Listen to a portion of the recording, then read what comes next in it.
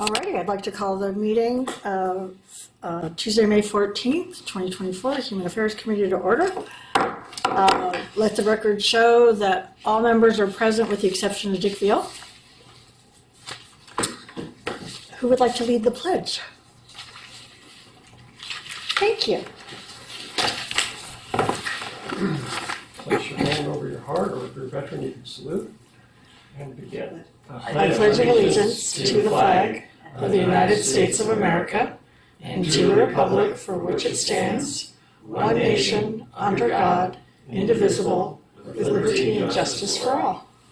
Thank you, Stuart. Well, it's nice to see everyone today. Our next item on the agenda is approving the minutes from the March 12th, 2024 regular meeting of the Human Affairs Committee. Do I have a motion? I move that we approve the minutes. Thank you. I second.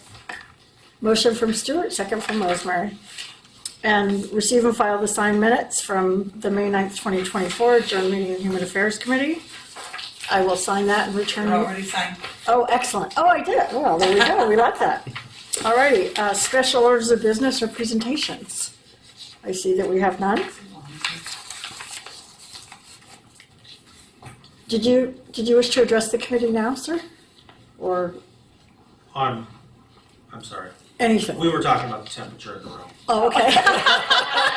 It's to the point where we think we might need to turn on the AC. If we do, Downward blizzard. it'll chill down. Yeah, okay. Thanks, Adam. I didn't know if there was something that you wanted to speak about. Okay, so let's dive right into our work plan.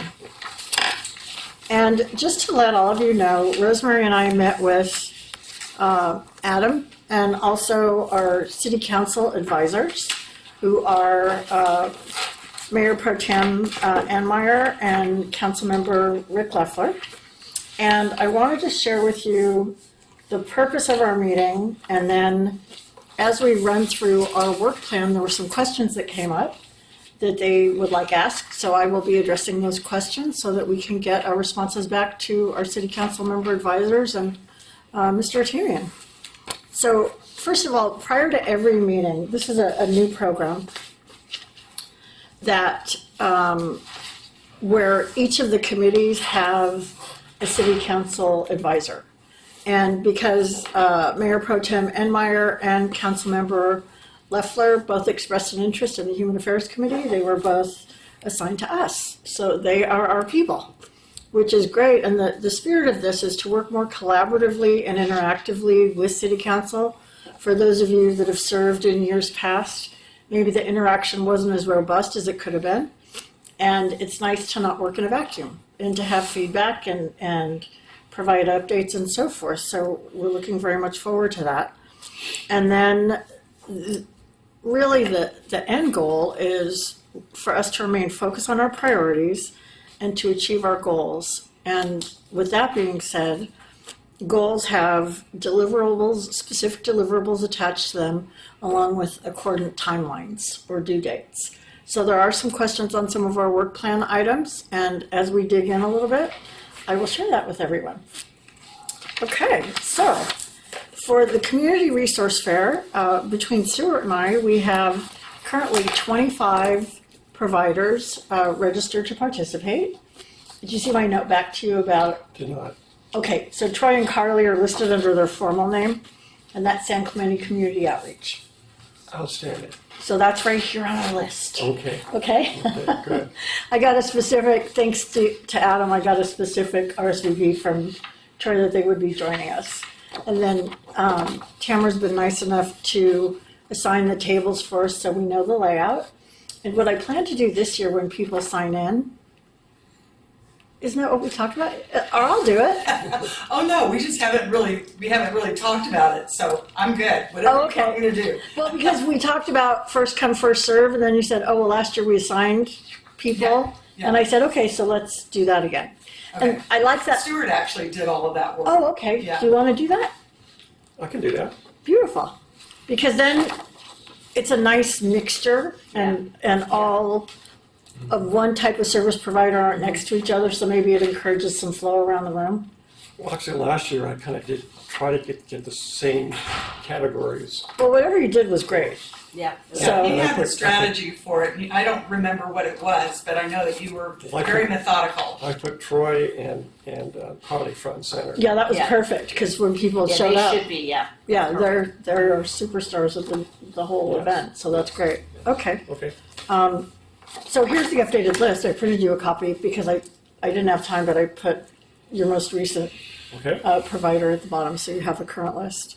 And then what I'd like to do, and I'll make up a sign-in sheet so that we have the most current participants that showed up, their email addresses and their best phone numbers, so that you and I or whoever we're working with on it next year have a much more straightforward way to contact everyone. It's been a little bit of a rabbit hunt sometimes to find who we need to get to. So, but 25 is a nice number. The event is Thursday, May 23rd. Sign up is, thank you, May 23rd. Setup is at 3:30 with the event to begin at 4 p.m. If you have time to drop by, 3:30 or 3:30? 3:30. 3:30. Yeah. 3:30, yeah. 3:30 because we Perfect. start at 4. That's what I heard. Yeah. Somehow I heard 3:30. I thought, That's okay. I had to fact check myself on May 23rd because it's been a busy day, so May 23rd is correct. And we were notified yesterday that the city is holding a budget event outside by the community center, so hopefully that will encourage more attendees to funnel through our event. Tamara is working on a sandwich board with arrows directing people to our event so they don't get lost. And we do have a week prior an ad running in the San Clemente Times. We have a banner that will be flying over El Camino Real. And you're contacting San Clemente Times about the community update portion to be included, right? I've not heard back. I've sent out 2 messages to them so far, but I have not heard back. Okay, I'm pretty sure that's been conveyed. I've been dealing To with Laura Lynn? Lynn. excellent. So, yeah. Do you mind? Oh, No, I will confirm it with her. That would be excellent. That's who we worked with on the ad, Stuart, Yeah. okay. just to let you know. And the ad content is very much like what you suggested for the banner. It's pretty much what the ad's gonna look like. So, Yeah. because we shrunk Here's down. a copy of it. Oh, thank you. Yeah, it's the last of the packet. Thank you, thank you. So we shrunk down the flyer and it was too much, so we cut it down. Thank you. So we cut it down to make it really easy to read and kind of punchy. Okay? And then I have flyers that I left here at City Hall and then around town. So if we want to continue to do that, we certainly can. Another thing that was suggested that I've been doing, and maybe we can share this, is calling the providers that are attending and saying, if you have any clients that would like to learn about additional services available, please do encourage them to attend. So I thought that was kind of a good idea. So I've been calling people that said that they were attending and sharing that with them. Okay. So I think I think that's a great idea. We're going to come in well under budget. The only refreshments are, I was going to do cookies and waters, little mini waters. And that's just for the providers. I think so, because they're there for 3.5 hours. I think it's Right. nice to give people a little something, something.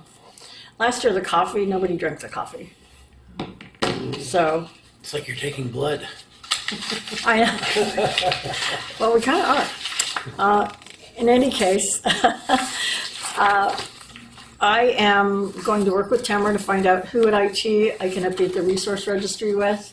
I wanted to see who was attending before we updated all the resources, because I think we've uncovered some new providers this year, which is kind of fun. And we'll do that for the city website. And then the mentorship program for high school students. Rosemary and I have been focused on our primary projects on the work plan, but our next endeavor is to go out to some local businesses to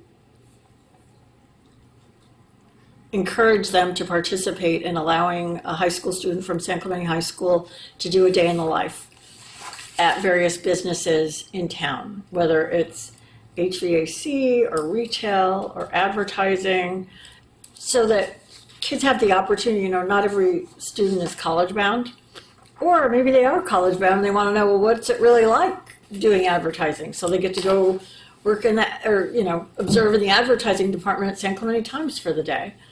Or maybe they're interested in accounting, so they get to go observe what an accountant does. So Rosemary and I are going to focus on that.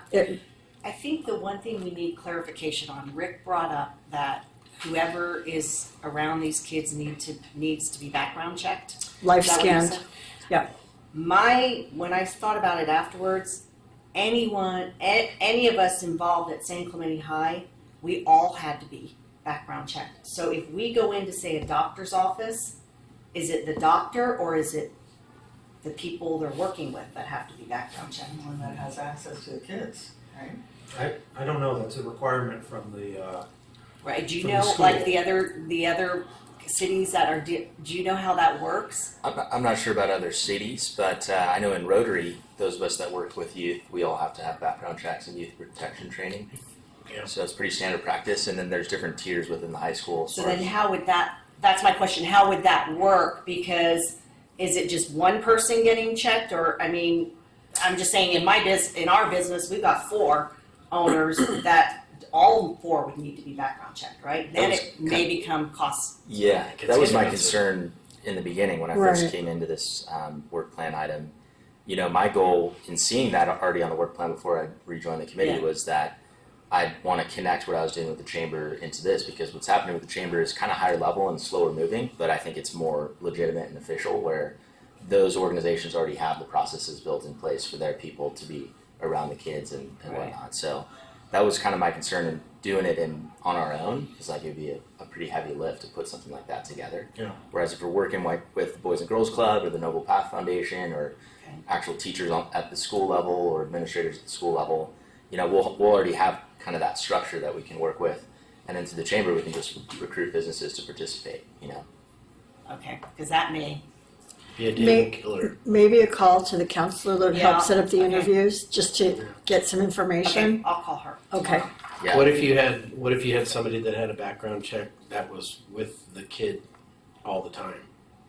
Almost like, if they're gonna Like be a buddy shadow. system? Well, if they're a shadow, they're an actual shadow. They're always there. Because if you're walking into a 100-person Right, that's my company, thing, that's yeah, you that's can't get silly. them all background checked. But the inverse of that is that you have a lot of parents that volunteer at schools that work locally, so they may be in there. So you can Yeah. obviously find people. No, I think that's true, because the Boys and Girls Club is part of our committee as well, and they've talked about field trips and things they've done to local businesses. And I don't think everybody at the local business gets a background check. But Right. he's the chaperone He's for the all chaperone, the kids. he's the Yeah. one And involved, brings them so, around, so- right. Yeah. Yeah, I really encourage you guys to come to that committee. It's Mhm. good. I think the problem with workforce development in general is we're all working in silos.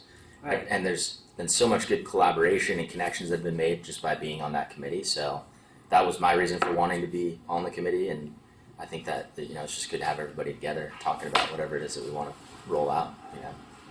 Okay. So Councilmember Leffler's question was, with the current iteration of what you've been working on, Mhm. is there a way to put together some sort of summary of what the deliverables are and timelines so that council can understand that? It's a good question about deliverables, because It's broad. hard to say. Yeah, I it's so know. broad that it's hard to say what deliverables would be coming from us. So it's a tough question to answer about what the deliverables would be, or timelines. But then there again is the question that we want to just do. And I said this in our last in-person meeting. Do we want to just do something for the sake of doing it and then have it sort of dissolve with whenever any No, one of us? we We don't. want to build something that's more Right, we wanna sustainable. build- So. yeah. I don't think it's so much about the deliverable or the timeline. I think it's more about the work itself and trying to build something sustainable. So what would be helpful is if you could put together a summary of that, Sure. because what council came to us to say is, well, for each of these items, what are the goals, what are the deliverables, and what's the timeline? Yeah. And we described the mentorship program that you've been working on as a broader type of program, a broader scope, more of a long term. And they said, well, but what does that mean? So if we, I'm sorry, I didn't mean to break in. I was just going to say that sometimes when you have something like this, you bear the most fruit on the second year. Because your first year is kind of a learning year because we haven't done this before, per se. Yeah, and Okay, so Yeah. to finish my thought real quick. Sorry. It's okay. If you can talk about it in terms of long-range goals and Sure. impact. Yeah. I think that's brilliant because if it's something that's evergreen, then whoever, if you choose when's your term over?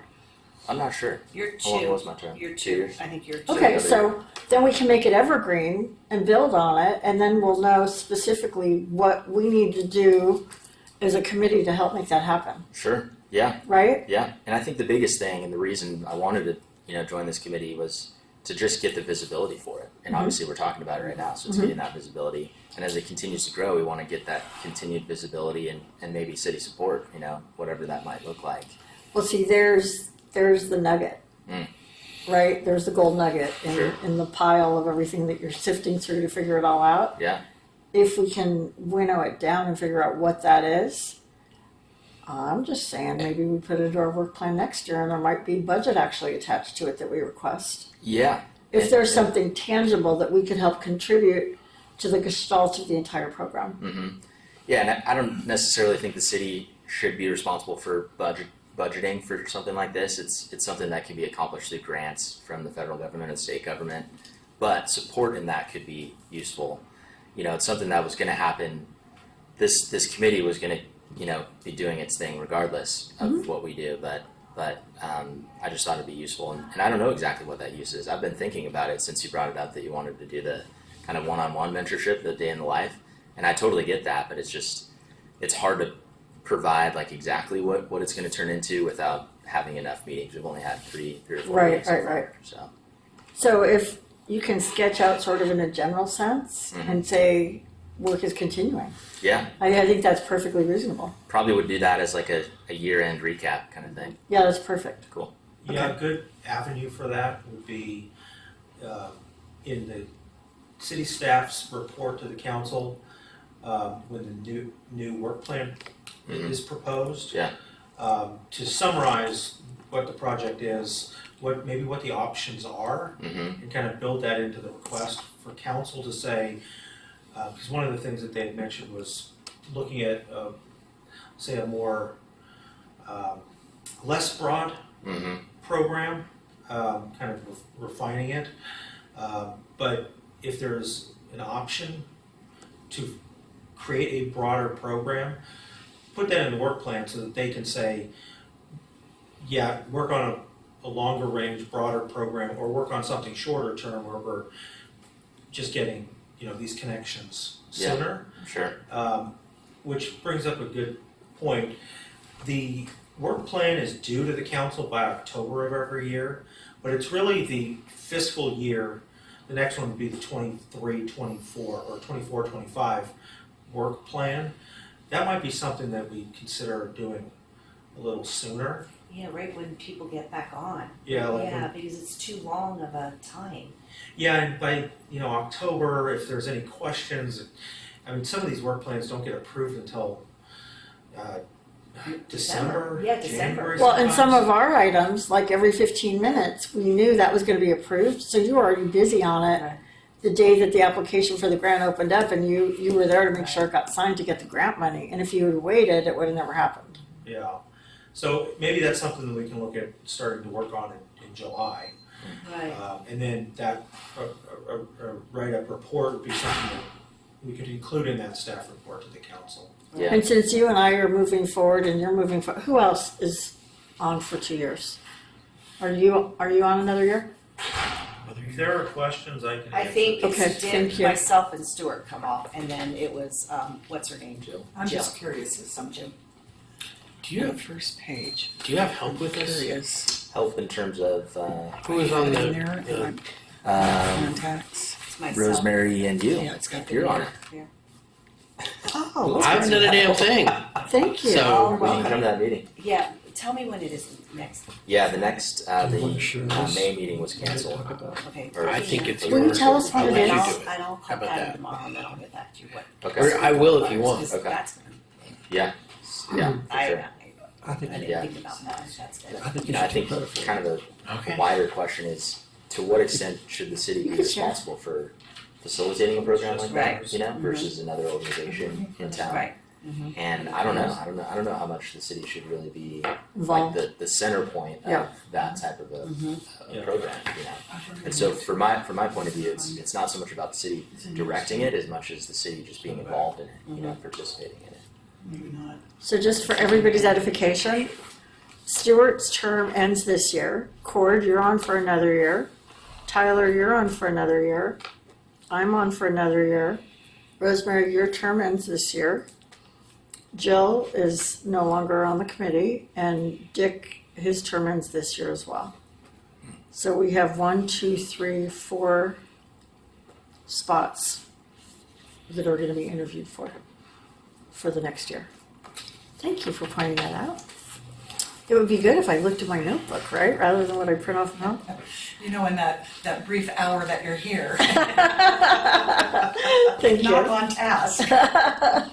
Alrighty, the next item, every 15 minutes, that's been completed. It was amazingly successful and spawned another idea as a tangential idea to every 15 minutes using automobiles. And Rosemary came up with this.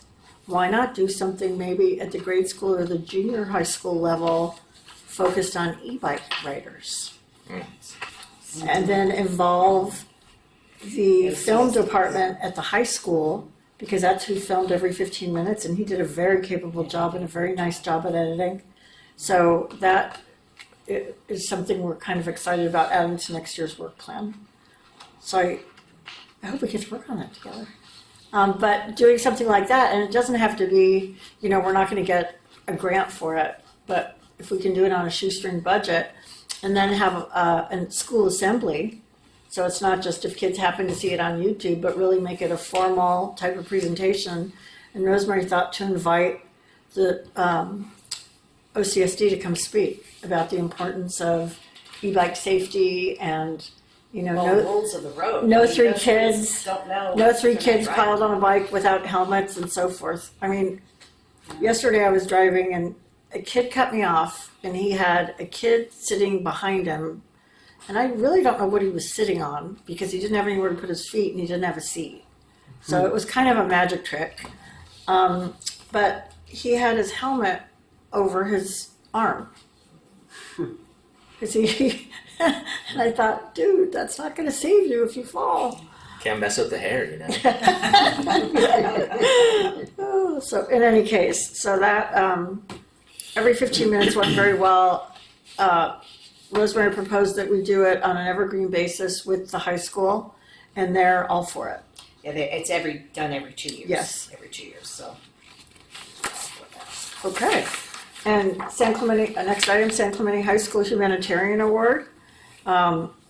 Rosemary, Tyler and I interviewed some very, very strong candidates at the high school last week, and we resoundingly agreed that there were 2 people that kind of were head and shoulders above everybody else that will be awarded the plaque. So not just one person, 2 people, because they were so good. But one plaque. 2 Yeah, they plaques. share the block. Yeah. Get saw it for them. They're friends, so we're gonna We'll saw break it it down in the half. middle and put it on a chain around their neck, so it shows that they're friends. Yeah. Funny enough, one of them was 13 years in martial arts, so she might be able to break the Yeah. hands. And she looks Keeps like, getting better. and she looks so innocent. I thought, you could kill us with your hands.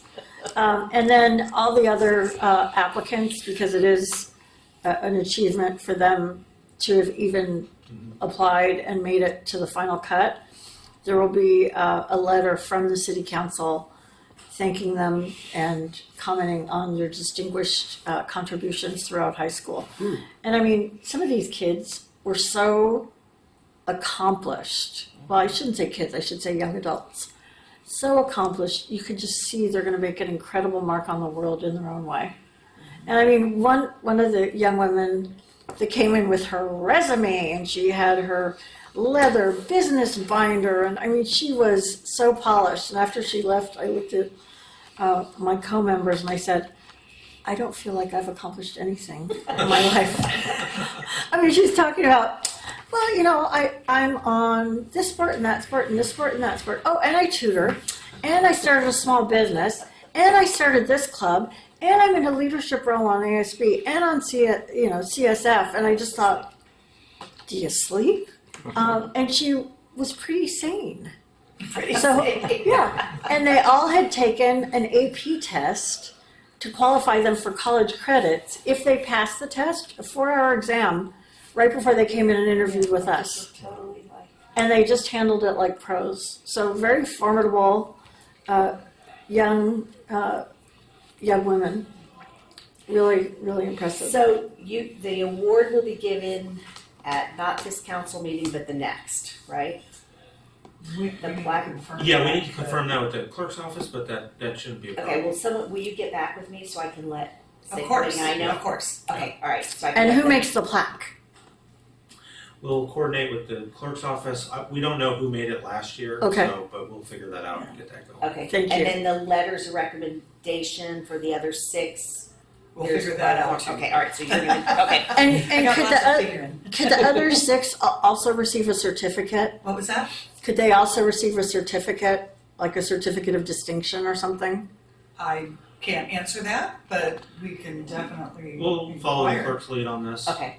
Okay. I kind of just to comment on that. I don't want to devalue the award I was Right, gonna say yeah, the that plaque? same. Okay. of the people that. Got So maybe it. the letter's enough. Yeah. Okay. Yeah. That's what I would say. Yeah. Okay. Yeah. They get a letter. Because That will help. every year. Yeah. People think they. Oh, good that's point. how it's gonna be every And that will help with college recommendation letters Yeah, and so exactly. forth. And Okay, so applications. get back with me. Okay, good.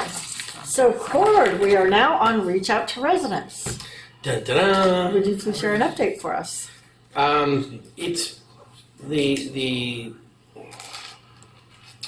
instructions have been written, and I sent those out last month. I have a copy. We have the 20 Who did different. you send the instructions to? You got a copy. Was that the one that was part of last month's agenda? I think so. I brought them just in case, Okay. so I have them to circulate.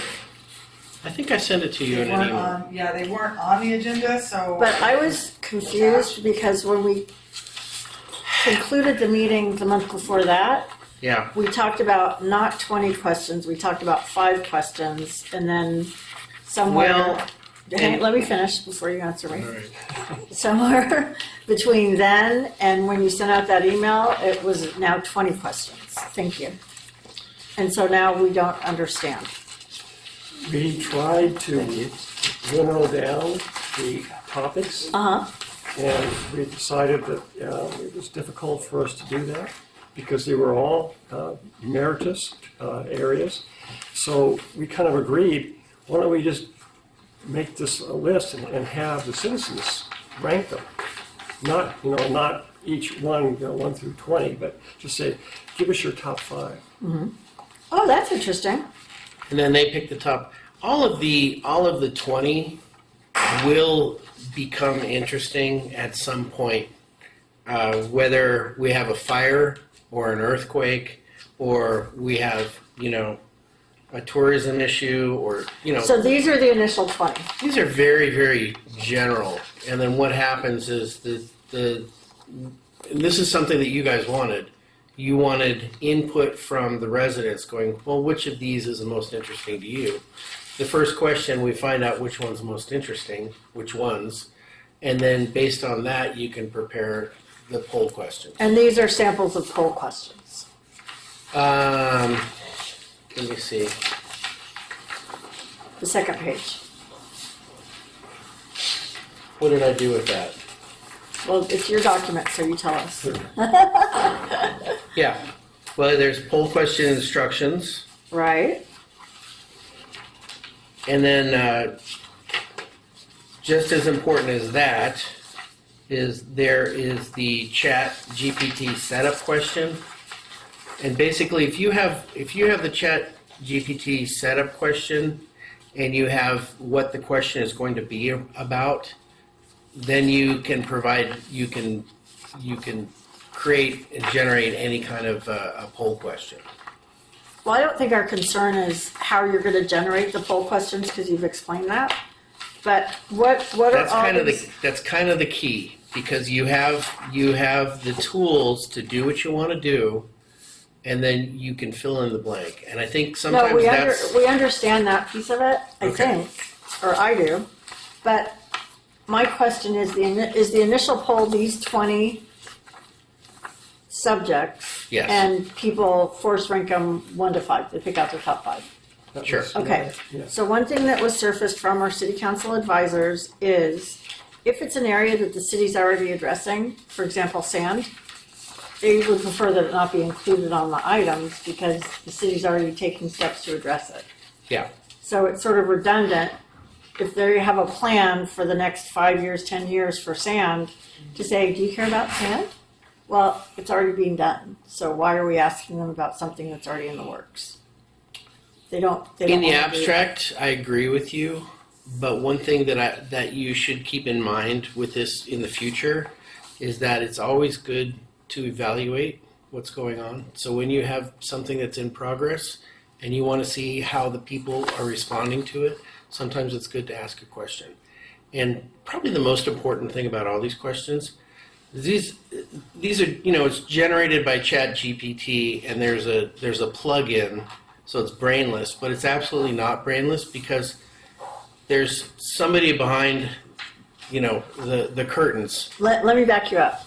I'm not talking about the methodology of ChatGPT. I'm talking Understood. about the initial 20 items and what will be contained on that questionnaire because that's what's going first, right? Yeah.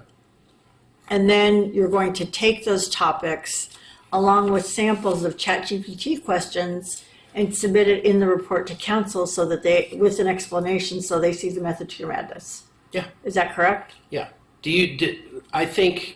Let me ask you a question. Did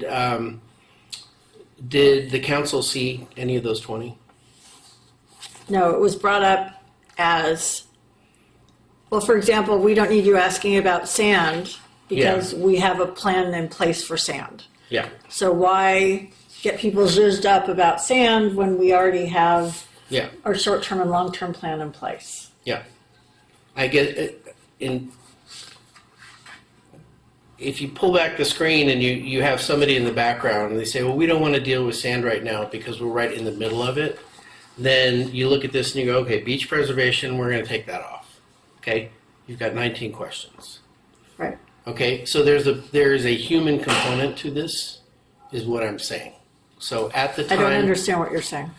at the time, anytime you have these questions, now, 6 months from now, a year from now, it's still a person that's going to be generating it, and there's still a person that's going to pull, the interesting things to ask the question. So I don't understand what you're saying, Cord. Do you guys understand what he's saying? I think you're just talking about like the long-term applicability of Yeah. this program and Yeah. how it's not So- just going to be automatic. It'll be custom each time.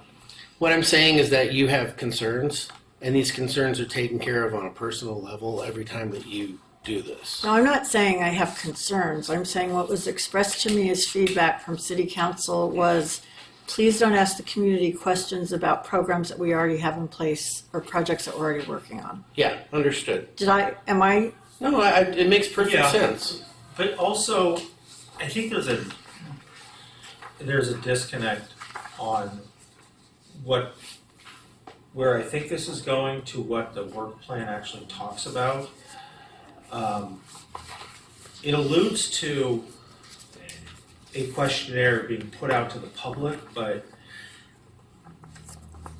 the work plan is not actually giving direction to publish a questionnaire. And I think that any questions that get put out on behalf of the city need to be approved by the council.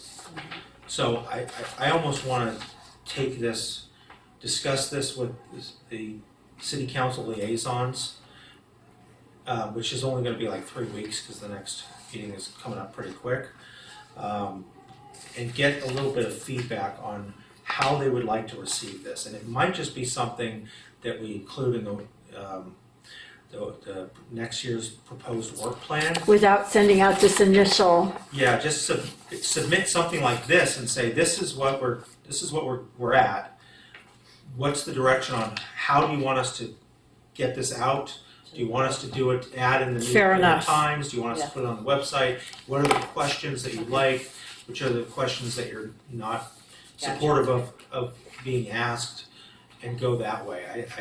I think that's really valuable insight because I will tell you, to their credit, a member of the community in San Clemente listened to our meeting when we talked about this and wrote to me about it and said, well, I think if you just advertise on Facebook, you're going to get a really biased group of respondents.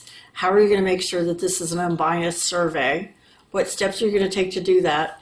And she asked me so many granular questions about it. I think your idea, measure first, measure twice, cut first is a really good one. Because it's valid. I think it's valid too, and I did not expect this much confusion, to be honest with you. And so maybe I'm living in another universe. So, and if you No, I don't think it's but confusion. let me I think- finish. Let me finish here Okay. for a second. The other thing you can do with this is you can strip it all out. You can strip it all out, and you can have the setup question, and you give the setup question, which is basically the mission statement. You run GPT through the mission statement, and then you ask the subject. And if you take that, what you're supposed to get is an unbiased poll question. And But they're saying if you take the unbiased question and you submit it to a biased audience, are you really getting that's always the going to be appropriate response? That's always going to be the issue if you're dealing with Facebook That's Yeah, and Yeah. I think there's or two any things. group of people. You've got two things. One is that I'll call it the technology of creating the survey, and then the actual implementation of the survey. Yeah. I think the council just needs to be given a report on what is the technology, how are you using it, and if they give the green light for that, then you can give them sample questions based on what you put in already. Yeah. And that's where you get to go ahead to maybe implement the survey in the next fiscal year. And at that point, you can figure out what's the best channels to distribute the survey. Exactly. Good point. All of those questions can be asked at the same time. And well, because there may be an interest in using this tool for it's very specific. very specific, based on our meeting that we had, some very specific upcoming questions that they would like addressed by the community. And I'll tell you something, the unsaid point about the Chat GPT is that there's a certain amount of CYA when you run a Chat GPT question or a poll question through this methodology, because if anybody says, like your friend on that sent you the email, It's not my friend, it's just a citizen that listened to our meeting. Understood. Yeah. If they say, well, how do we know who made the question and why? Maybe it's a leading question. Then you have a CYA where you go, well, we didn't actually make the question. That wasn't what they were asking about. They were asking more about who this was being deployed to and if the people that wish to participate had the opportunity to participate, how are they going to learn about it? There's a lot of thinking before it's deployed, I think. I don't think it's the methodology and how you came up with it. I think it's very sound and very well thought out. But to Adam's point, I think that's a really good idea now that we have city council advisors to bring it up to them. And if you'd like Cord to be involved in that meeting, I think it'd be brilliant because he is a scholar Yeah, I think it. when it comes to this. I was going to say, I think it'd be good for you to sit in on that portion at least, just so that you can explain this, because it's taken a few sure I meetings should. for everybody to kind of wrap their heads around. Well, because it's what's happening. taken a lot of different shapes, so I think now it's to the point where it's pretty elegant to where Cord can take all of his work output with Stuart and explain it very thoroughly. Absolutely. So if you're willing to do that, do you mind adding him to the Not at all. meeting invitation? And we'll address that first, and then Cord can, he doesn't have to sit through the rest of our meeting. If I could just say, Cord, it's great work. I know it's been a heavy lift so far, but I really like the product and where it's at right now. And I gotta be honest. It's gonna be usable. I really haven't changed it since January. But Yeah, we well, keep This, getting. I don't feel like I've seen this one yet. But No, I've never seen it like this, Cord. It's just, that's the way it's generated. You changed No. the format. You changed the format. Well, You've you asked edited for it. more, you asked for more questions. No, so don't, And that it- you've changed it, you've honed in on it, and it's become more specific and more usable and more so that a third grader can understand it. I got a secret. Just say thank you. What? Took me 5 minutes. So that just makes me feel like I haven't accomplished anything in my life. No, that's excellent. Okay, so next item, Dorothy Visser Senior Center improvements. Thanks to Mr. Dick Vale is completed, and it actually looks really good. We went to bingo there, and it looks sharp. It looks cleaned up. It doesn't look so run down. The chairs are pulled together. The walls are touched up. It looks great. And we didn't have to all put jeans on and go help paint, which we were all ready to do. But he, Commissioner Davis helped him with the painting part of it, and that was thanks to you putting the two of them together. thank you for that. Yeah, it was great. I mean, I think it's a really nice thing to do to help them, and it just gave it a little facelift. Okay, the CDBGs, I believe, We have a meeting. yes, and Adam had some news that he wanted to share. Oh, Yeah, so we took this to council with an estimated, HUD had not received their final CDBG budget because of the ongoing federal budget issues. But HUD did receive their funds, provided each city's allocation, and so we will be getting $317,000 for CDBG. And our anticipation was about $300,000. So all of the social service grants will be bumped up proportionally along with the other aspects of the CDBG program. It'll end up to be somewhere between, let's say, $500 to $2,000 extra dollars for each group. sweet. So that's some good news, Yes. more than we expected. What was the final list of recipients? Or does anybody know? I don't have it in my memory. I can pull that up pretty quickly if we want Yeah, sorry. to move Okay. to another item. Probably find it somewhere. Report on that later. Okay, so the next item is character counts. Yeah, I had a meeting this past month with Jason Lamping, who spoke to our group, and Principal Brandt from Truman Benedict. And Principal Brandt's really been an advocate. His school is the one that has 9 character counts at their school, and they do one every month for every month of the school year. And so he's really trying to get something moving with it. It's tough because all of these schools have their own things going on already, so it's hard to implement something new and spend staff time to get their PBIS representatives to get trained up on it. But it seems like it's going in the right direction. He's reached a point with all the San Clemente schools that they're willing to do a training on a day. It's looking like it's probably not going to happen this school year, so this is another project that'll go into the second year. But it's looking good. And as for funding, it doesn't seem like there's really funding available from PTAs. I don't think there's funding available from the city. So I'm going to just start a Rotary kind of fund for it to try to generate some fundraising through the Rotary clubs and just from the community to try to support it. I'm thinking it'll probably end up costing around $3,000 to do this for the San Clemente schools. And at the same time, there's a couple of our local school board members, both of them have expressed interest in the program. And Amy Hanachek even followed up after the State of the City address to try to contact me and Mike Brandt, and so she's really interested. What that means, I don't know, because the district would have to be interested in the program in order for something to happen at the district level.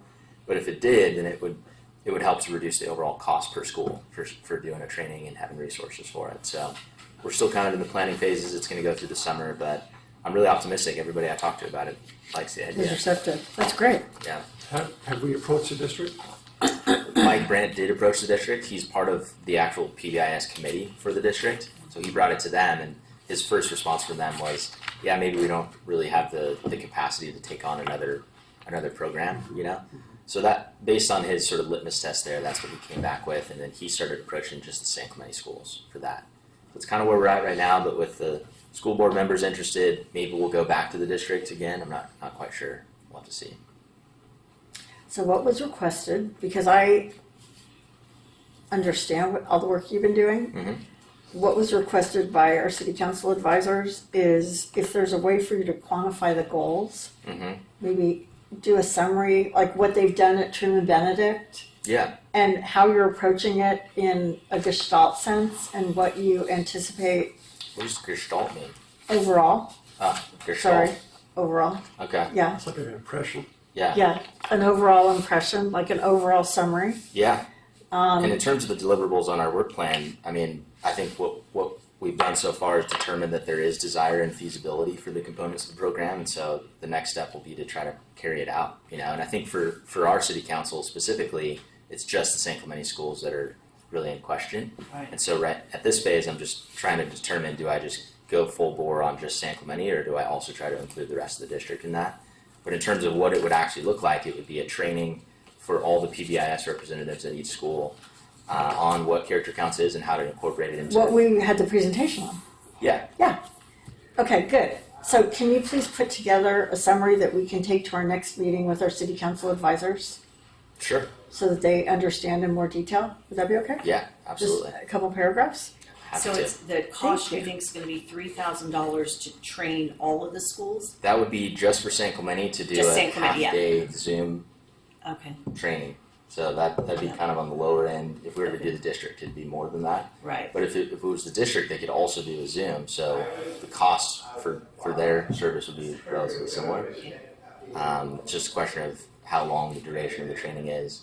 And then they have resources that are available, but those are kind of on an a la carte basis. So the schools can decide what they would want to go out and purchase if they want something for their classroom or something like that. Gotcha. Okay. I hope you find the $3,000. It's a great program. The way that it was presented to us, it's really valuable. Thanks. Tyler, is that only the elementary schools? It is, yeah. Yeah. I mean, this is something, character counts is something that kind of builds a culture over time. And so if it's successful at the elementary level, then maybe we can get to middle school and high school levels. It's even something that even community members start to use in different ways, you know. So my whole overall goal is just to try to get character counts to be a thing again in San Clemente. Excellent. Okay. So solutions to address homelessness. Stuart, would you I like to give think us Court has made the most progress recently. Do you want to give a? Sure. I'll do a quick one. I just built a quick and dirty Excel spreadsheet for the local cities. And I put on things that might be interesting. Thank you. Population, square miles, revenue, sheriff count, sheriff to population ratio, their public safety budget, their non-Leo security count, their security budget if they have one, an homeless outreach budget,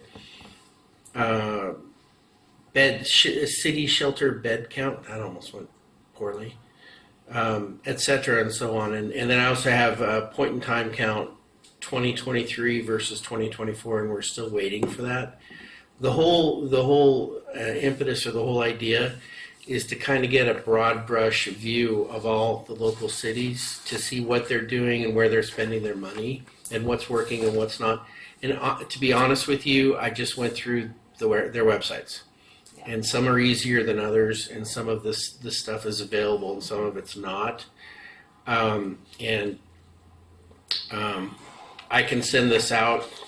Do you want me to go make Okay. copies or something? Can I send it to you by email and you can send it out, or you can make a Oh, copy sure. of Go it? make I mean, copies either right way. now? Yeah, I can go Should we make make copies copies that right way now? as you're talking about it. That'd be great.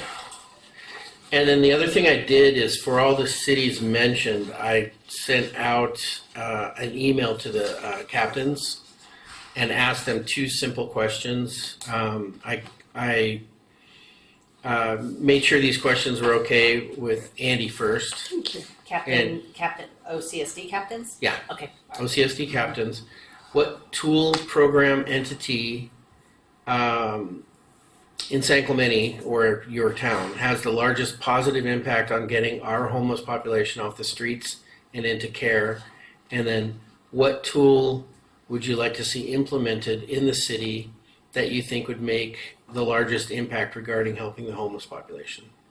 So what's happening now that helps? What would you like to see happen that helps? And we got back answers from Captain Christian and Captain McDonald from Mission Viejo. so far. So the other ones haven't. I was gonna send it out one more time, but I wasn't gonna, I'm not gonna knock on their Right. doors. Well, we were in a meeting yesterday, and Adam brought up that pretty much San Clemente has been the most successful in dealing with their homeless, right? From all outward and visible measures. Yeah. Yeah, we've made a tremendous impact. Right. Uh, To the point where other cities now are doing, they're getting rid of Mercy House and they're having their own outreach people. Yeah. So we've been very, very successful at, we've done a great, Carly and Troy have done a great job. Yeah. I wanted to highlight one thing that each of those captains said that would be helpful, that they would have more of, is shelter beds. So they need an option to offer the homeless so they can use the carrot and the stick. Right now we don't have a carrot or a stick, actually. If we had more shelter beds, then we have both. Okay. Thank you. Thank you. Well, depending upon what happens with the Martin versus Boise, Boise we may not need it then. ruling, we'll see what happens there. What was asked of us from our city council advisors is, what's the tangible output of solutions to address homelessness? Have you been able to obtain anything from other cities on their best practices to address long-term homelessness? And do you have any recommendations that are in line with what the city is currently doing, based on what you've learned from other neighboring cities? Did I summarize that appropriately? yeah. So the first question, have you been able to obtain any information regarding best practices regarding long-term homelessness from other cities, addressing long-term homelessness? Because that's obviously the challenge. We certainly have gathered a lot of information from other cities. So how is that going to be communicated to city council? What we're looking for is a way to take the work that you've done, summarize it, encapsulate it, put a due date on it, and deliver it. So can you share some of that with us? Part of the issue, and I'm sure you know this, is when we first started to go through this process, contacting other cities kind of threw a monkey wrench in the system. And we had Andy come down here, and we had some pushback, and we have to go about this a different way. And I said, you know what? Let's go about it on as a hands-off a way as possible. Let's just pull the data and the information that we can find that's publicly available, and put it in a spreadsheet, and then contact the people who deal with on a day-to-day basis the homeless population, which would be the captains, and see what they say. That was my solution to this issue. So we have something to show them from people that know what they're talking about. So, and we aren't stepping on toes, and we're not. There is no cross Going communication. outside the scope of our responsibilities. We're trying to do it as carefully as we can, because that was kind of the mandate after the beginning. No throwing spaghetti against the wall. Do this more, quietly online. So that's kind of how we pursued it. Other cities have more programs to shelter homeless people than we do. I've been trying to gather information about when they started those programs and what's happened to their point in time counts before and after. And I've not really been successful in gathering the data. It's very carefully guarded, It's isn't just it? kind of, What other cities have more programs? Encinitas, they pay for They're beds. not Orange County. Well, If you look at Newport Beach, Costa Mesa, they both Newport Beach gave money to convert a center in Costa Mesa into a homeless camp. But I know I have very good friends that live up in Newport Beach. That's been a disaster for them. They keep keep contributing money, and then they keep more homeless are showing up. So they don't have enough beds, and they're camped out all over Fashion Island, and I think people are starting to get upset up there. They're saying, "Wait a minute, we're contributing all this money, and it's not working." I think what you kind of see when the spreadsheet, and you know what, I got as far as I could and I Right, stopped. exactly. Right. I haven't Yeah. continued, but one of the things that you really see is counterintuitive, like especially if you're there and you look at Laguna Beach, Right. you see all the programs they have, you see all the officers, you see officer per population, Oh, that's what I And was just then looking at. you see the money Right. involved, and okay, they should have half a homeless person there. Exactly. But they don't. They don't. They have more. And everyone's looking at us, Right. and we're going, boy, the sheriff to population is the lowest of all of these. Exactly. That's what I'm looking at. You know. Look at that, and the And- money. But what's the Do we difference in have in the secret sauce? It's Carly and Troy It's like, do we have exactly? and Officer Garcia, Yeah, or Deputy that's Garcia, rather. a big part of us. Right? One thing I was curious about in our city shelter bed count is it says 0, but I feel like we have shelter beds in town, right? Yeah, we have Through, We have Through 55. friendship shelter. Yeah. We have 55. 55. Yeah, we have Okay. 55 now. So that's actually more than Laguna. It looks like. Yeah. And- Well, Laguna So- actually, So- this number is a little bit misleading. Okay. Laguna has, I think, almost 300 beds Oh, I see. total, but Laguna they Beach, they yeah. include in that count beds in other cities because it's through the friendship shelter. Okay. And does our 55 include beds from other cities, or is it I think they're all friendship shelter beds. in San Clemente? I think they all Well, FAM has some. FAM has some. But beds. they're not. Well, I was Right. coming They're at not it. public shelter beds beds. available to Right. house homeless people on the streets. Right. Per They have- Boise. It's Indeed. Right. Per Boise. per Boise. It's by Yeah. recommendation or referral, right? Well, it's Well, no, it's does private, it come out of and your? they have to be a client of whatever organization places people. Right. For example, Friendship Shelter, they have to go apply. They have to be a client of Friendship Shelter. They have to adhere to certain rules, etc. Gotcha. And then they're housed there. And then Friendship Shelter determines the term. Can they live here for 2 years? Can they live here for 3 years? Can they live here indefinitely? The fan beds. Are they a veteran? Do they meet these requirements? Do they have this income level, etc.? Or the battered women's shelter that FAM has beds available for unhomed women. Do they meet these requirements, et cetera, et cetera? So it's not that there's someone, at North Beach that says, well, if shelter was available, I'd like shelter.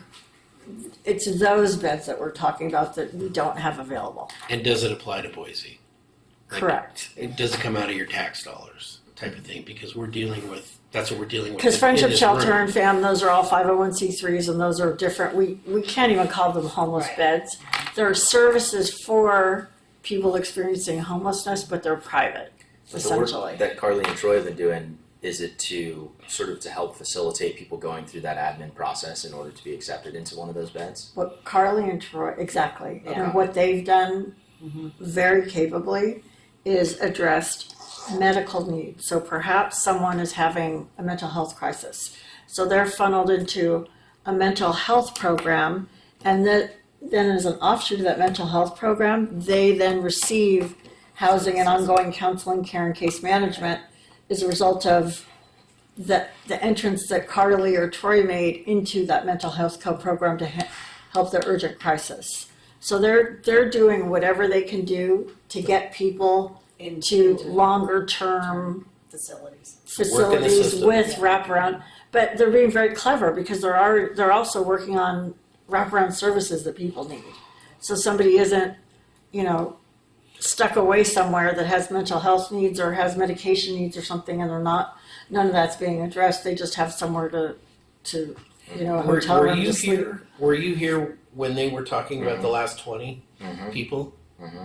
And the most interesting part to me was like they didn't want those people to go to a shelter Mm-hmm. because of safety issues and other things. So Yeah, and so it seems like as a general case study on an overall homeless strategy, what we're doing is working. Is and working great. It's Yeah, not, we need to it's keep not doing having it. a shelter. Yeah. Mhm. It's focusing on the staff that can help facilitate people's admission into shelters that are doing that already.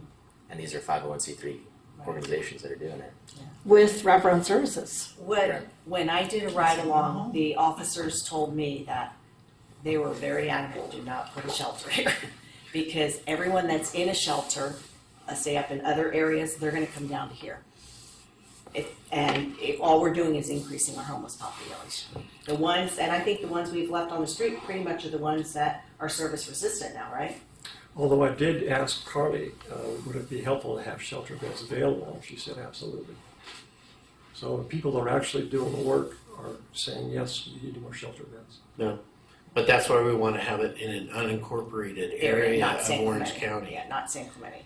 you know. Do you know what I mean? I feel the sentiment. It's been stated loud and clear in there.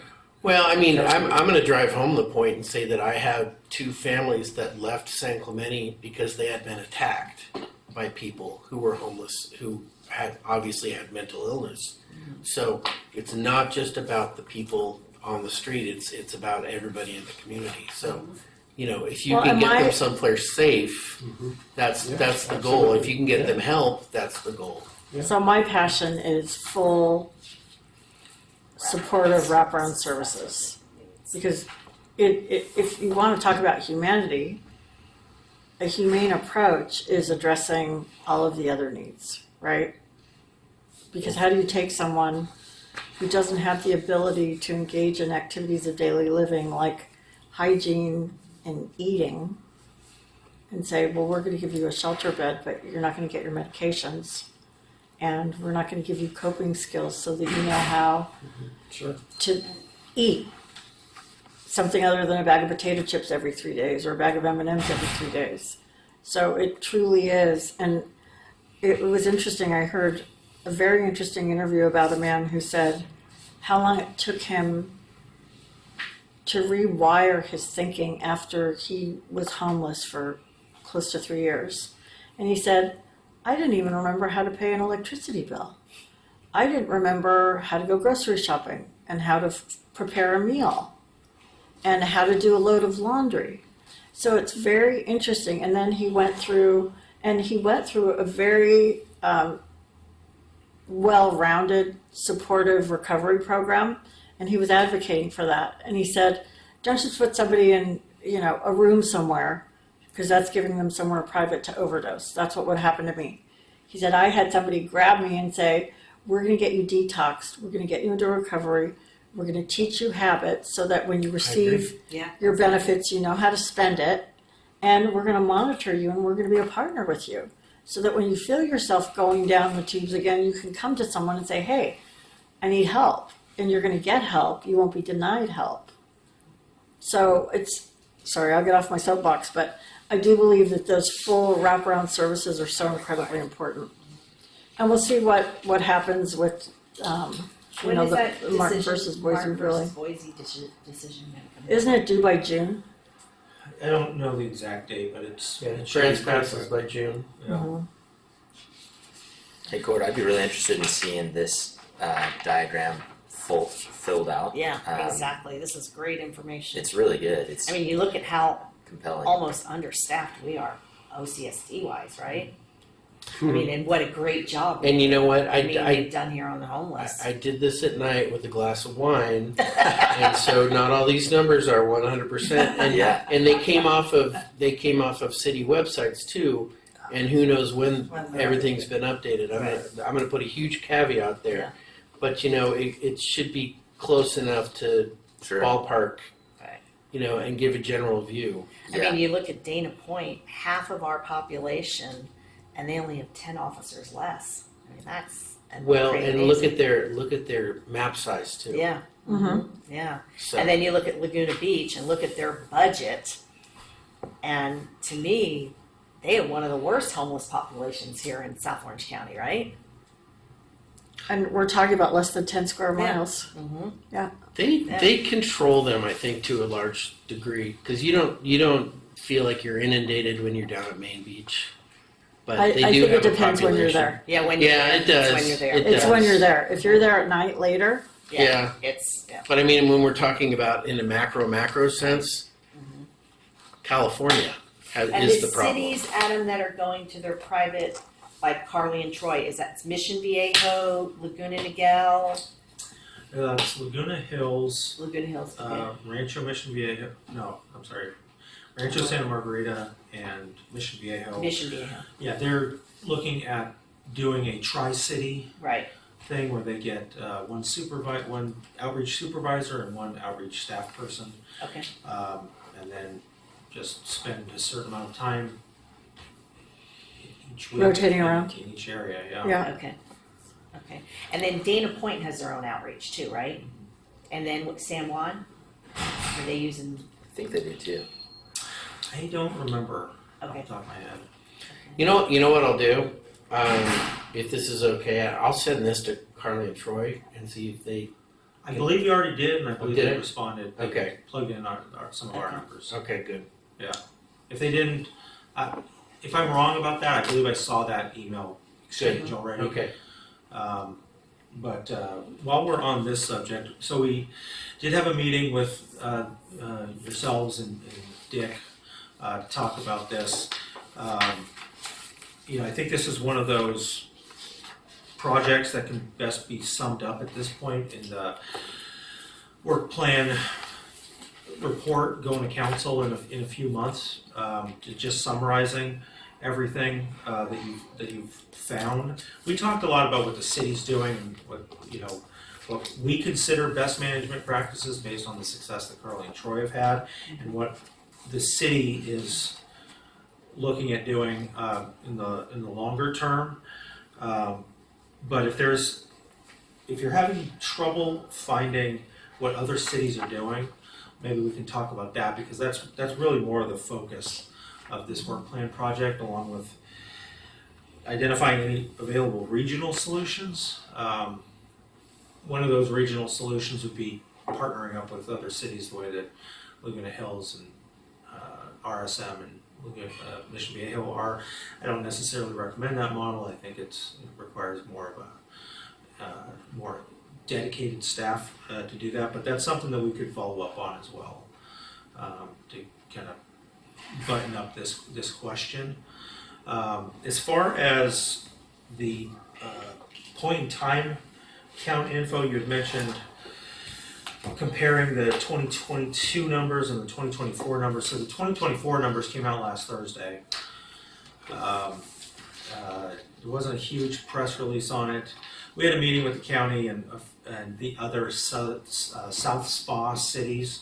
Did it show the individual cities or did it show a general snapshot? No, it showed the individual cities. Oh, it did? Okay. Yeah. So those numbers are out. You just find those numbers pretty easily.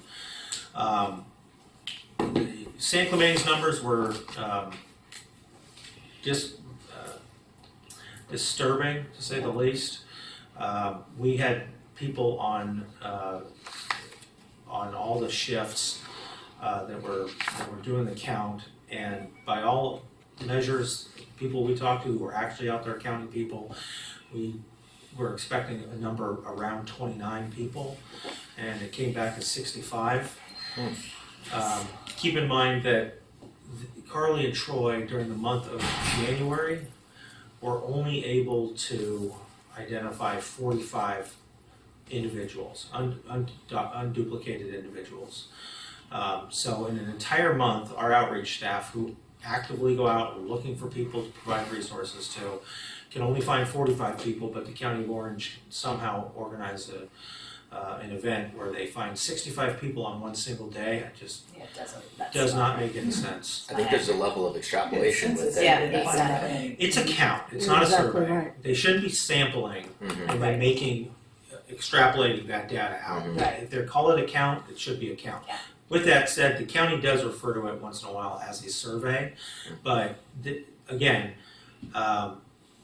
Mission Viejo was anticipating a number of about 35. Their number was 34. Mm. And they got that 35 because that's how many people they say that they counted. Mhm. So it's either a survey or it's a count, and either way, they're. I don't know that the county did a very good job. It's a branding thing. It's point in time count survey. There it is. Right? So I'll do a special presentation for the council next week. We're scheduled to have a conversation with the county. I did find some information. So CityNet was involved to the extent that they provided some mapping data and provided some historical information on hotspots for the county to help organize the count. But the county was the one that actually coordinated and organized with all the volunteers that went out. Do they, if they're doing a count, do they tell you where they found these people? When you ask for data, okay, where are you? We're asking for that data Good, now to okay. confirm it, but Because don't- I mean, they don't that's take- south or they take- south, and that's San Diego. it is. And But there are is- they putting those as our numbers? They shouldn't. 'cause Yeah, there's- that's San Diego. But they were down there. That's a good point. Yeah, I mean, there's Yeah. probably a good easily 30 down there, right? Well, and when Bushes they, down there, yeah. well, and when they counted, Carly and Troy hadn't completely cleared that whole area down in Southwest. Right. That area is completely cleared now. Yeah, But Well, that's we're- San Diego number. But that, well, that's my Yeah. point though. yeah. They went down and helped as a triage. That wasn't, they didn't have to do that. They did it as a humanitarian effort to help those people and got those people cleared out. Mhm, yeah. So did that go into our account and artificially inflate it? Right. I don't know. It's a conundrum. So we'll get some more information on that. So that'll be a special presentation for the council next week. So That'll be very special, yeah, it'll be indeed. it'll be a presentation for sure. Okay, so let's restate your direction, Adam, and your interpretation. There's been a lot of work performed by these two as well as Dick, and you'd like to see a summary of all of that in the report to council. Yeah, I think 'Cause there- that's the best way to wrap this up is to Right.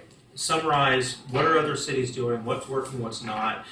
I think you mentioned a pretty good avenue about who has shelters and what has that done to their point in time count. I can tell you in looking at the point in time count that Costa Mesa's point count did not go down. In fact, it expanded Right. quite a bit Significantly. since they opened a facility there. Which I think, as you've mentioned, can be expected. But I think there's a lot of that kind of data that you can glean. And then anything else that you might want to see from other cities. Years ago, when we had a joint homeless subcommittee, there was somebody on that subcommittee, I don't remember exactly. Gary Walsh. It might have been Gary. He may have brought up that Dana Point had a Oh, that was a Bill document. Ewing. Bill Ewing. Yeah, it was Bill Ewing. Yeah. The He- overall homeless strategy. yeah, That's where it from. they had a document about how the city addresses homelessness. Yeah. I don't know if that's still used, what functionality that In serves Dana now, but there may be some of those types of documents that are out there. At one time, I found it online. I'm not sure if it's still there. When this work plan item was first created, that's what we were focused on, was that document. Well, I can you share were it on with that subcommittee, weren't you? Yeah. Yeah. And so, we ran into some roadblocks because I think even at that time, the council really wanted to focus on the issue themselves rather than have us focus on it, so. But it's a good document. From what I understand of that committee that put together that document is they were kind of formed to create the document and then they sort of dissolved after the document was created, so whatever happened after that was really just internal operations of the city, not so much like a continuation of that committee, but it served some purpose just for people to have an understanding of what was out there, what was happening In Data Point. in Dana Point. I can share that with you. Oh, I appreciate it. Yeah, it was last updated, it looks like in 2021, but it is available on their site. May provide a little bit of guidance or spark some ideas on things to look at for other cities. If you want to reach out to other cities, I could have Carly and Troy make contact with other cities and see if they've got other documents like this, see what they have as well. Okay. I think that'd be really helpful. Yeah. I think Carl and Troy have it down out there. They're doing a better job than It is- other cities. They're an Right. incredibly So, well-oiled machine, and they're Yeah. doing an incredible job. And that's one of the things about the point in time count numbers. They're not reflective of the situation as we know it, and we've addressed it to the extent that we can based on tools that we have available at this time. it's really just disheartening. For and them, it- for and the it's- job they've done, yeah. Yeah, it Well, it doesn't seems very speak to what they're distorted. doing, but It it's seems also very, yeah. yeah, it's also I think to a a large extent, it erodes the confidence of the point in time count. Right, exactly. I mean, Exactly. we need to rely on factual data, and I mean, they do essentially a mini point in time count every single day that they're working. Are those numbers written in stone now? I mean, in I'm just other saying- words, is it worth contacting whoever took the numbers and say, hey, when you're down at, you Well, know, it is worth it because we are doing that. okay. Yeah. To what extent can the numbers be changed? I don't know. I'm not familiar with any city ever changing their numbers. Where it affects us is if the Martin versus Boise thing doesn't go through, the shelter vets. It's almost like a point of pride. Right. You know? And it's, we should have a lot lower shelter beds required because we have a lot lower homeless count, yeah. I could say I did point in time, I think in 2021, and it was CityNet, I recall now, that was facilitating it. And they had these electronic kind of pads that we were using to input the information. And I recall the person that was leading us mentioned that they do extrapolate the data that we gather on the streets. So That's exactly how they did the census. Right. I did the census homeless count in 2020. yeah, It was the same thing. Sure. It was all marked off in districts and areas and. right, yeah, and they just use that information and do whatever math to come up with their numbers. Well, it's interesting if Mission Viejo felt they had X amount of people and the number came in, Carly and Troy are right on. That they're saying they should have 30 and we come in at 60 something. I bet you the other majority is the south end and they're including that in our numbers when it's San Diego. Okay. So do you understand the input from Adam, and Yes. would you be able to pull together something prior to the end of Stewart's term? Because the next meeting's your final meeting, right? So this needs to be done within a month? What date do you want it by? How about, isn't June the last meeting? Yeah. How about the end of June? Would that work, since we still have court on? Okay. And then you can give him whatever you're able to pull together. That's about 6 weeks. Is that reasonable? It's reasonable. Okay, great. My goal is to wrap up everything that we've accomplished in a nice box, put a bow on it, and provide it to City Council. No, I mean, I'll have to say, this has been, We've we've been doing this for how many years? 3? 3 years?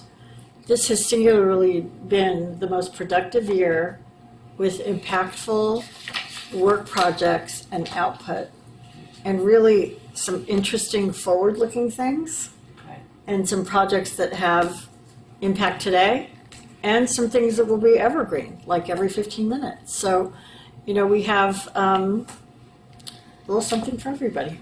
So I just think it's commendable. And then next year, I don't know if Dick's going to re-interview or Stuart's going to re-interview, but maybe we do more for the elderly or more focused on, high school aged individuals, or, we'll see what we can come up with as we get creative moving forward in the coming year. Okay, so that wraps up our work plan items. New business, do we have any new business? Anyone? Okay. Oral and written communication. Well, I don't see anyone here for oral or written communication. Communication from committee members and staff. I would just like to share, again, reiterate, May 23rd, setups at 3:30, 4 o'clock, the resource fair begins. It would be great if you can pop by. Thank you. And I've said this before, but this Saturday, May 18th, is the mental health walk that the Rotary Clubs are putting on at the Outlet Center. We've got Wellness and Prevention Center, Noble Path Foundation, Community Outreach Alliance, Billy, NAMI, Mission Hospital, California Youth Services, and more coming. So Did you bring any of your flyers? I ran out. I gave them dang all it. away. But you can visit the Rotary Club of San Clemente Facebook page or website to learn more. or if you just type in Google the Rotary route, you'll be able to find the event page there. Or you just show up May 18th, What time does it start? 8 a.m. at the outlets over in the back where the Christmas tree goes. Love to have anybody go. It should be a great event. And we've already raised, this is gross, but I think we've raised something like $20,000 for local nonprofits. Oh, that's great. That's good. Distributing. That's fantastic. Great. Yeah. Excellent. Anything else, anyone? I've got two things. To answer a question from earlier, the social service grants that were provided through CDBG, one was to Age Well Senior Services to assist an estimated 75 San Clemente seniors with Meals on Wheels. That grant will come out to about $5,300 or so. Camino Health Center to assist an estimated 2,500 residents with low-cost medical and pediatric dental services. That one should be about 10,600 or so. Oh, that's great. Family Assistance Ministries, 13,000 to assist an estimated 1,690 lower-income residents with food, case management, and rent utility assistance for households at risk of eviction or loss of critical public utilities. That one will end up about 14,000. Fun on the Run, this is the City of San Clemente one, to offset the cost for an after-school program and summer recreation services for about 110 low and moderate income youths. The Parentis Foundation, about $5,300 to support one-on-one reading tutoring for students not reading at grade level. And then Vocational Visions, another $5,300 to support the Pathways to Employment program, which will assist 11 San Clemente adults with intellectual or developmental disabilities in preparing for and applying for work and providing job coaching for clients placed in jobs. Ooh, that's a new one. What were the amounts for Fun on the Run and Parentis? 50. Fun on the Run was 7,000. That one should end up about 7,750. And the Parentis Foundation is about $5,300. Noble Pass should apply next year. And you said the total was 317,000? Yeah, because most of the funding goes to city Oh, I see. projects. There's an administration that it goes Gotcha. to. Oh, you're looking at the math going, wait a minute, this isn't 317,000. You said 317. I'm like, that's a bigger Yeah. number than it used to be. There's also a housing and housing rehabilitation Gotcha. portion. Thank you. I see your mind working on those numbers going, wait a Yeah. minute, I'm not getting It's 317. about Sparks line. 45,000 to be done. Yeah, thanks, Adam. You're welcome. And Alrighty. then one other thing, you mentioned, Chair Gilman, you were talking about the Community Resource Fair. The city will also be having an event on the grass outside the community center. It's for a budget open house. So the first year we're doing this, all of the departments will be represented. The directors will be giving short talks on their departments and what the taxpayers' dollars are how they're being put to work. What time is that? That said everything. Yeah. Yeah. That 4 one o'clock, same is, time. speaking of. 4 o'clock, you told us. Yeah, let me confirm that. Okay. So it's right around the same time. I thought it was right at. That one starts at 4 o'clock. It Yes, goes from 4 to same as us. 6:30. Okay. And so that'll be a good synergy between the two events to get more people in the community resource fair, and then hopefully get more people to come out and interact with city staff about the budget and ask some questions. We'll have some boards up so to help try to initiate conversation. It should be a good time. And I believe that the city manager is looking at providing some type of food. He's mentioned hot dogs, but I don't know if that'll be how it ends Well, up. we're going to have cookies. Dessert. Yeah. So if you come inside and you know someone, Those On are the Parks committee. and Rec episode. there might Cookies. there might be a cookie Hot for dogs you. and cookies. There might be a cookie with your name on it. Just So saying. should the directional just say cookies? Yes. With a little cookie monster? Yeah, perfect.